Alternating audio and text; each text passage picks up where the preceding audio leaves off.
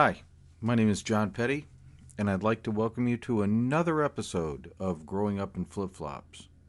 Earlier this week, I was awakened from my sleep because I had a nightmare.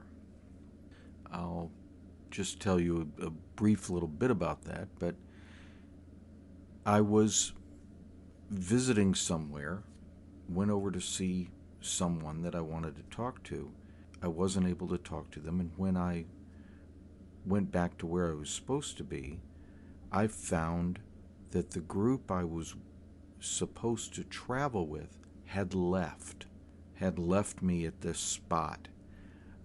I became panicked in the dream, ran all around trying to find if they were still on the ground somewhere, could not find them.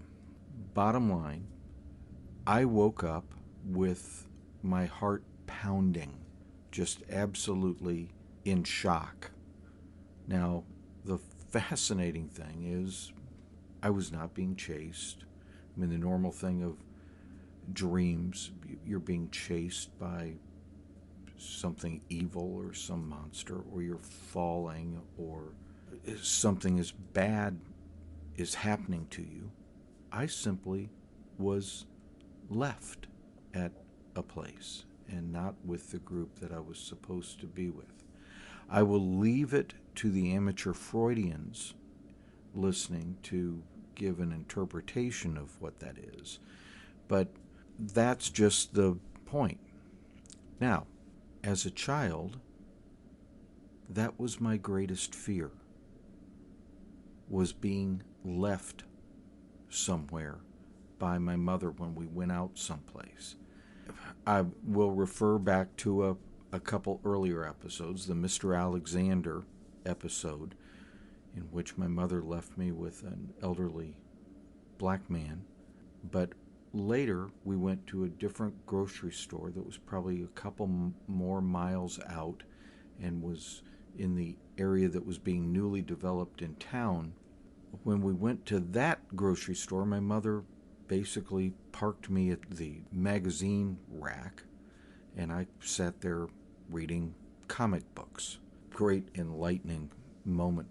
I was not reading anything that was illuminating or mind exploding. I was probably reading something like Sergeant Rock or something like that. Anyway, what my mother would do, she would leave me and generally my sister, park us there at the magazine rack and just sit there reading. But always had an ear open to my mother.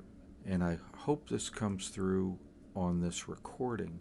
But when my mother went to the checkout line and all the groceries were bagged and she was ready to go, she did a very distinct 2 clap with her hands, and that was a signal that she was ready to go. And she did it loud and very sharply. She didn't yell, "Hey kids," or anything like that. It was just this sharp. That was it. That meant you better come running. She was not going to do it a second time. As you've heard in previous episodes, when my mother said something, she meant it. There was no, oh, come on, kids. It was, if she said, "You don't come running, I'm going to leave you," she meant it. And that scared the bejesus out of me, of being left. Now, was I ever left at a grocery store by my mother? Nope. Not once, not ever. I always came running because I knew when I heard that clap, the expectation was that I was to absolutely come running. Drop what you're doing. None of this, "Oh, I'll be there in a minute, Mom." No, it was straight away. It has evolved that my sister has done this, where we are somewhere together shopping in a different part of the store, and here I am approaching my 70th birthday, and my sister, if she is done and wants me to go and I'm not at her side, I will hear that clap just like my mother did, And I know I better go to the front of the store, meet up with my sister because it's time to go.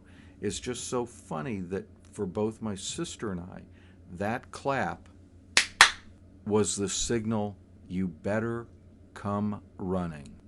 The amazing thing is, earlier this week, that same fear of being left was enough to get my heart racing and wake me from a dead sleep all these years later. Now, I do not want you to take a negative viewpoint of my mother. She was a single woman raising two small children. She definitely instilled in my sister and I some solid values. It was just something that we were taught. When you heard that clap, you better come running. Thank you for listening.